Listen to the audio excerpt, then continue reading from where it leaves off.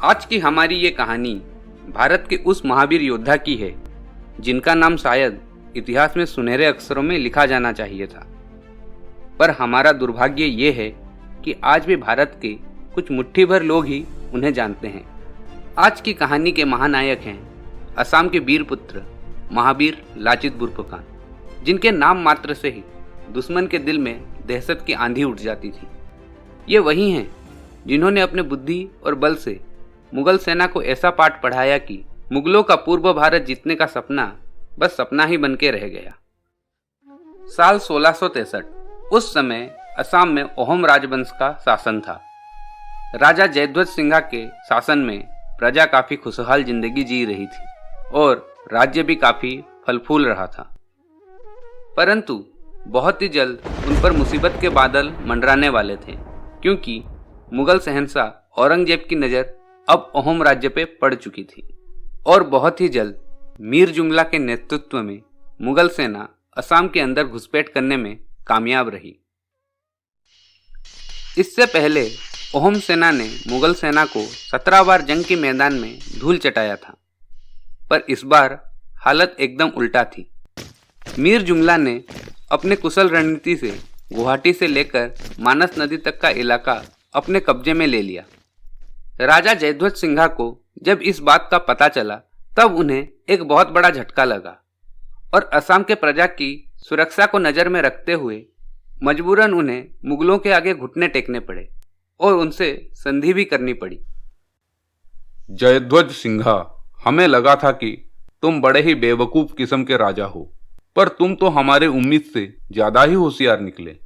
कोई दूसरा राजा होता तो कभी भी संधि के लिए नहीं मानता। राजा जयध्वज सिंघा को उस समय ना चाहते हुए भी ये अपमान से भरे शब्द सुनने पड़े, पर उससे भी ज्यादा अपमानजनक बातें उस संधि पत्र में लिखे हुए थे, जिन्हें सुनकर राजा जयध्वज सिंघा का हृदय छल्ली हुआ जा रहा था। ध्यान से सुनिए। संधि के हिसाब से अहोम राज्य को जुर्माने में 3 लाख सोने की मुद्रा, अपने जंगी हाथियों का जत्था और राज्य का उपजाऊ जमीन का एक बड़ा हिस्सा मुगल सल्तनत के हवाले करना पड़ेगा।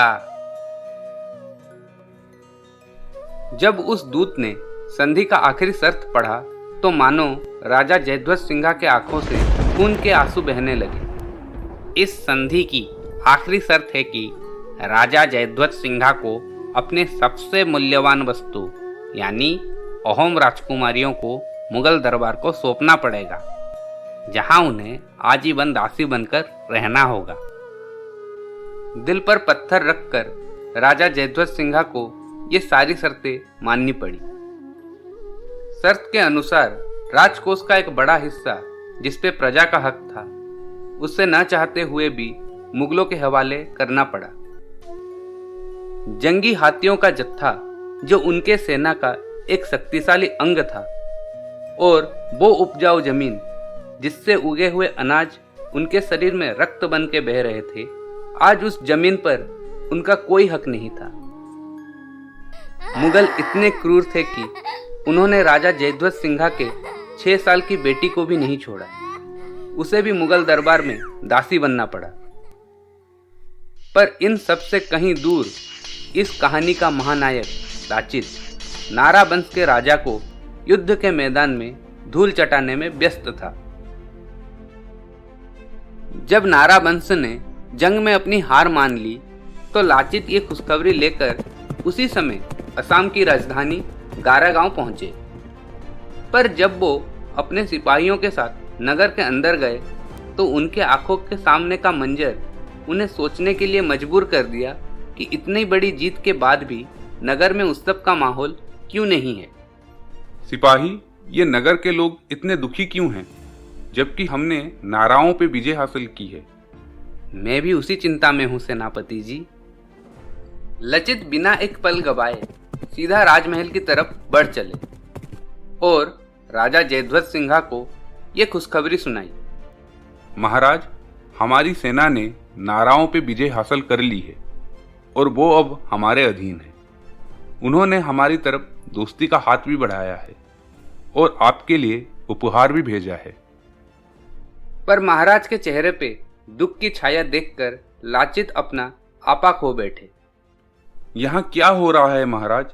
जीत के बाद भी नगर में कोई उत्सव नहीं हो रहा। आप भी दुख के सागर में डूबे हुए हैं। क्या इस सभा में कोई है जो मुझे बताएगा यहाँ क्या घटना घटी है?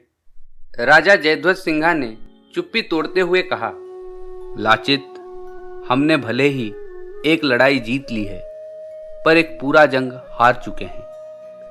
महाराज ने भारी मन से पूरी घटना लाचित को सुनाई।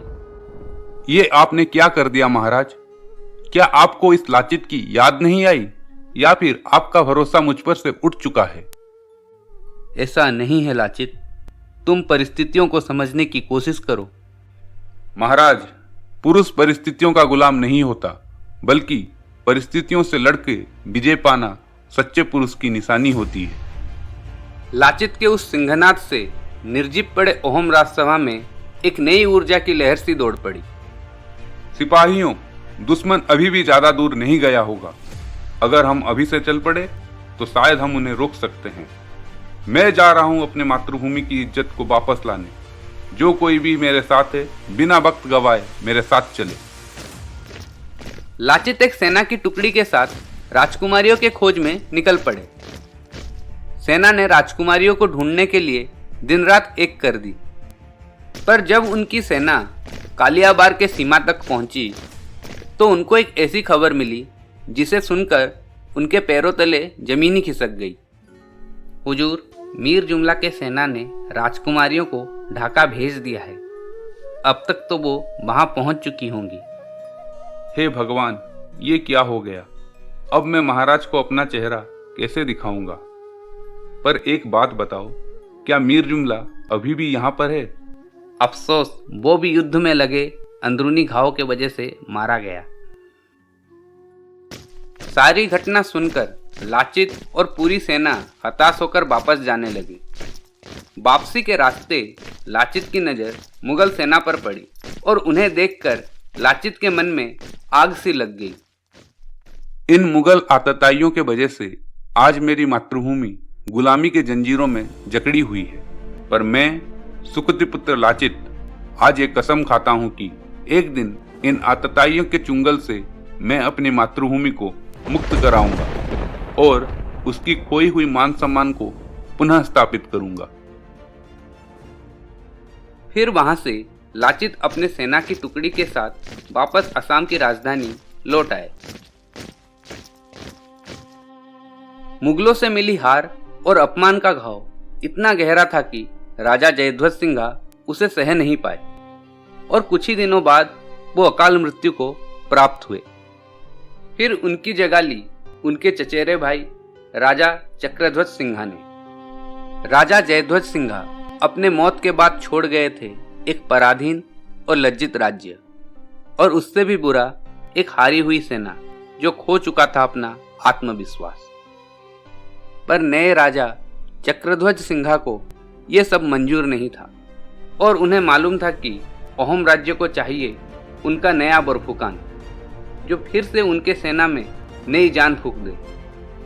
और बहुत ही जल्द उन्होंने ये प्रस्ताव सभा में अपने पार्षदों के सामने रखी। मेरे सभा के सभी मंत्री और विद्वानों से मैं बस इतना ही जानना चाहता हूँ कि ऐसा कौन है जो हमारे नए बरफुकन बनने के लिए सबसे योग्य है, और ऐसा कौन है जिसमें इतनी शक्ति है कि जो मुगल सेना से लोहा ले सके।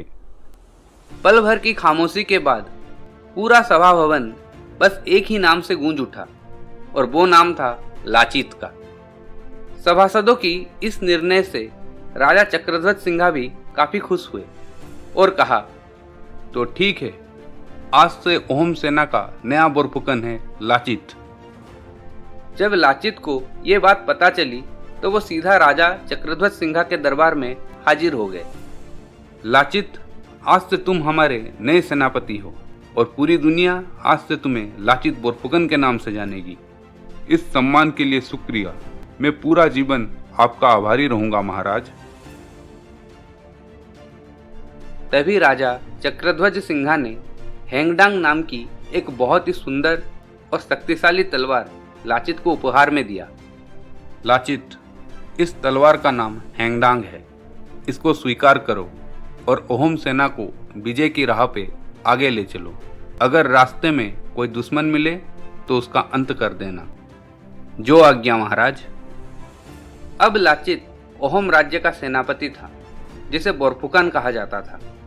बोरफुकन का पद मिलते ही लाचित ने मुगलों को हराने की रणनीति बनानी शुरू कर दी। महाराज, अभी हमारी सेना युद्ध के लिए तैयार नहीं है। ये क्या कह रहे हो लाचित? हाँ महाराज, मुगलों से हुई हार की वजह से अब हमारी सेना काफी हताश हो चुकी है। ऐसी हताश सेना लेकर हम शाइस्ता खान और दिलेर खान जैसे सेनापतियों से टक्कर नहीं ले सकते। तो फिर हमें क्या करना चाहिए? लाचित ने युद्ध से पहले युद्ध की तैयारी का समय मांगा और आने वाले अगले 4 सालों तक वो सेना को सशक्त करने में व्यस्त रहे। सेना में नई सिपाहियों की भर्ती करवाई गई, नए तोप और जंगी जहाज तैयार करवाए गए, किलों की सुरक्षा और मजबूती पे ज़्यादा ध्यान दिया जाने लगा। पर यह सब मुगलों के नाक के नीचे होता रहा और उन्हें इस बात की भनक तक नहीं लगी। मुगल ये सोचते रहे कि असम की जनता उनकी गुलाम है और राजा चक्रध्वज सिंघा उनके इशारों पे नाचने वाले कठपुतली। पर उन्हें क्या मालूम था कि लाचित के कप्तानी में अब अहोम सेना मुगलों को टक्कर देने के लायक हो चुकी है। उसी दौरान 1667 में गुवाहाटी के फौजदार की गद्दी फिरोज खान को दी गई। वो बड़ा ही अय्याश और नीच किस्म का आदमी था। उसकी बुरी नज़र हमेशा असम की औरतों पर बनी रहती थी और एक दिन उसने राजा चक्रध्वज सिंघा के पास अपना दूत भेजा। क्या हुआ दूत? क्या खबर लेके आए हो तुम? खबर नहीं, हुक्म भेजा है फिरोज खान ने आपके लिए। कैसा हुक्म? अफ्से लगान के साथ आपको अपने राज्य की लड़कियों को भी उपहार के रूप में भेजना पड़ेगा, नहीं तो अंजाम बहुत बुरा होगा। ये बात सुनते ही राजा चक्रध्वज सिंघा का सब्र का बांध टूट गया और वो एक सिंह की तरह गरज उठे। नीच दूत, तुम्हारी हिम्मत कैसे हुई हमारे आगे ये बात कहने की? जी तो करता है तुम्हारी जान ले लूं, पर दूत को मृत्युदंड नहीं दिया जाता। जाओ ये खबर अपने दिल्ली के सुल्तान तक पहुंचा दो कि अब असम की जनता उनकी दास्ता स्वीकार नहीं करेगी। जल्द ही अहोम सेना अपनी आज़ादी को वापस लेने आ रही है। राजा चक्रध्वज सिंघा की गुस्से से भरी लाल आंखें देख मुगलों का दूत वहां से दुम दबाकर भाग गया और ये खबर फिरोज खान तक पहुंचाई। बहुत ही जल्द राजा चक्रध्वज सिंघा ने युद्ध का ऐलान कर दिया। लाचित आज तक इसी दिन के इंतजार में थे। उस दिन उन्होंने मन ही मन मां कामाख्या को याद किया और अगले ही पल अहोम सेना को लेकर गुवाहाटी की तरफ रवाना हो गए। पर जब वो गुवाहाटी पहुंचे तो उनको पता चला कि गुवाहाटी पे विजय पाना इतना आसान नहीं है, क्योंकि उनके आगे इटाकुली का दुर्ग खड़ा था जिसे भेद कर पाना नामुमकिन था। सेनापति लाचित, ये किला तो पहाड़ की तरह खड़ा है, इसकी निगरानी में तो कई सारे सिपाही और तोप सजे हुए हैं। लाचित ने उस दिन हमला नहीं किया। दुर्ग से कुछ ही दूरी पर जंगल के अंदर अपना शिविर लगवाया।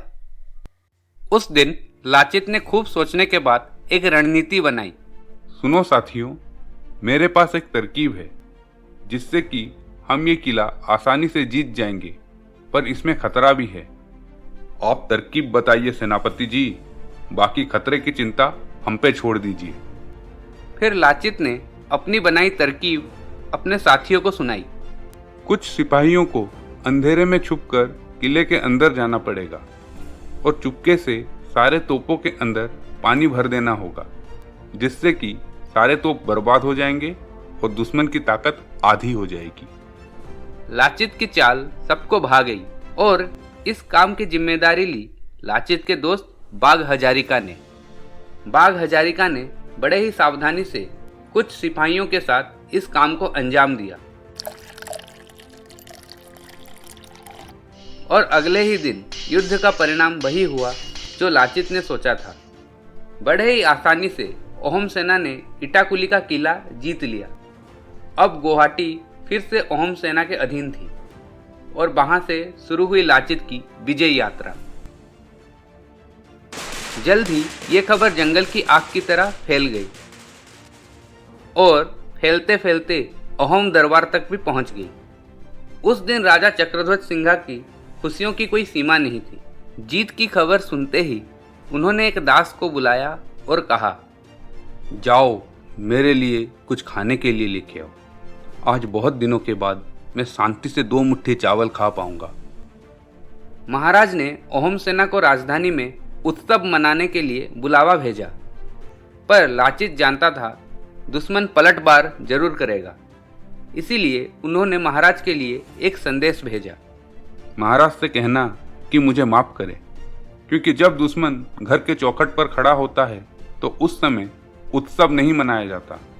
जाओ महाराज को कह दो, लाचित तब तक राजधानी नहीं आएगा जब तक असम की भूमि को चारों तरफ से सुरक्षित नहीं कर देता। पर उधर दिल्ली दरबार में हालत कुछ अलग थी। शहंशाह औरंगजेब इस हार से बौखलाया हुआ था।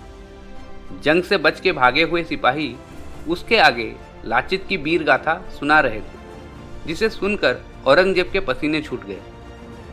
हमने उसे आज तक नहीं देखा, इंसान है या कोई हवा ये नहीं पता, पर हमने उसके हाथों में चमकती हुई हैंगडेंग को देखा है।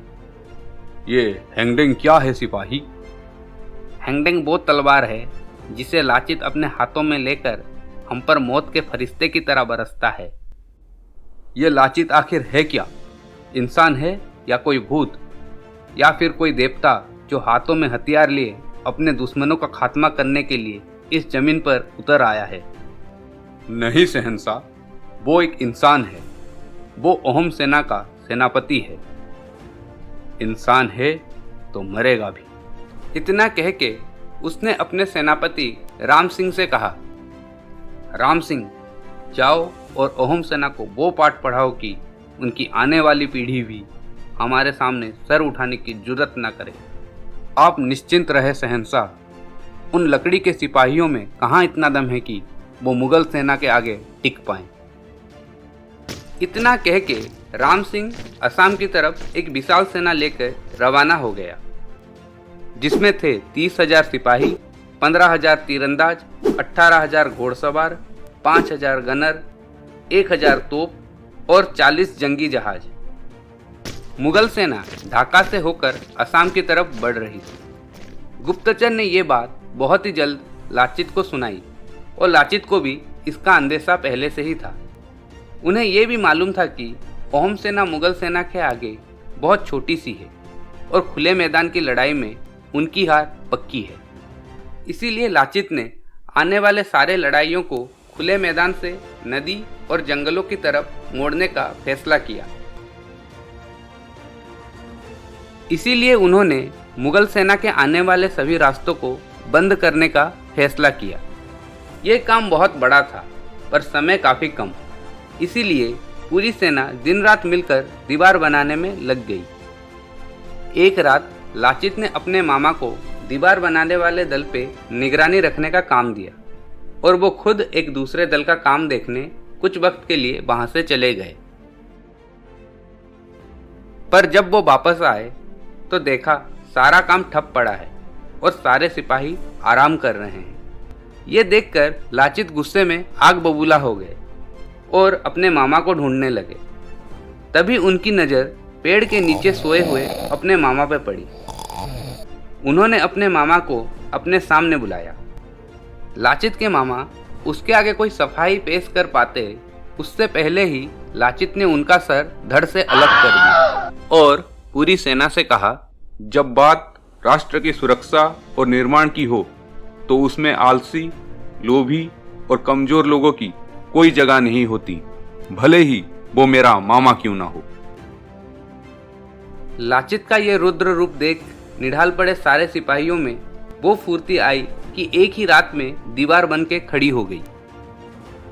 लाचित ने अपने कुशल रणनीति और सूझबूझ से मुगलों को कई बार धूल चटाई। राम सिंह ने जिन्हें काट का सिपाही कहा था, वो अब उसके फौलादी सिपाही पर भारी पड़ रहे थे। देखते ही देखते ये युद्ध अपने आखिरी पड़ाव तक आ गया।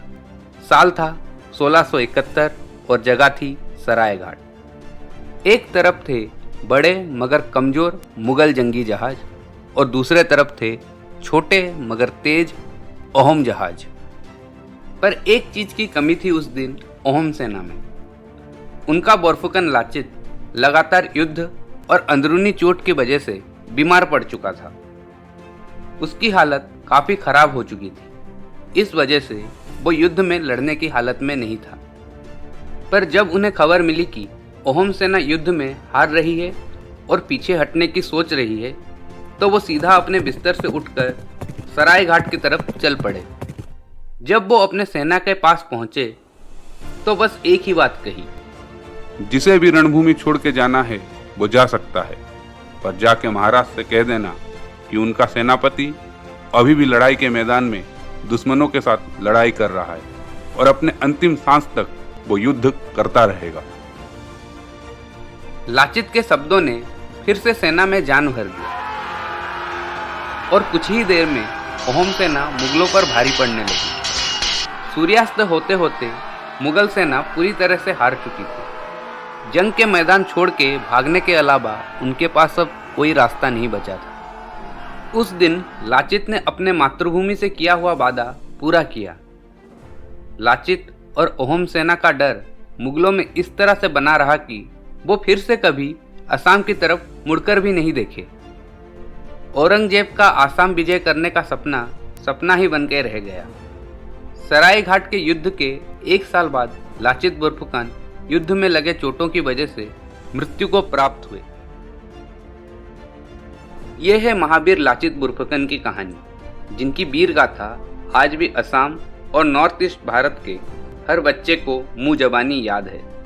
हर साल हमारे देश के नेशनल डिफेंस एकेडमी में बेस्ट कैडेट को लाचित बोरफुकन गोल्ड मेडल से सम्मानित किया जाता है। पर दुर्भाग्य ये है कि बाकी देश उनके बारे में कुछ नहीं जानता। आज के कहानी में सीखने के लिए बहुत सारी चीजें हैं, क्योंकि महावीर लाचित बोरफुकन का पूरा जीवन आदर्शों से भरा हुआ है और उनके दिए आदर्शों को हमें हमारे जिंदगी में समाहित करना चाहिए। आज हम आज़ादी का 75वां अमृत महोत्सव मना रहे हैं, पर दुख की बात यह है कि आज भी भारत के कई सारे लोग धरती के इस महान सपूत के बारे में नहीं जानते। तो आज के इस महान अवसर पे मेरा आप सबसे ये रिक्वेस्ट है कि लाचित बोरफुकन की ये कहानी आप सब जम के शेयर करें और पूरे देश को उनकी महानता की कहानी सुनाएं। जय हिंद, वंदे मातरम। अगर आप लोगों को हमारा काम अच्छा लगता है तो please like, share and subscribe करें। अगर आप लोगों को ऐसे ही दूसरे हिस्टोरिकल हीरोज की कहानियां सुननी हैं तो प्लीज कमेंट बॉक्स में मेंशन कीजिए या फिर हमें इंस्टाग्राम के थ्रू मैसेज कीजिए। तब तक के लिए बाय बाय।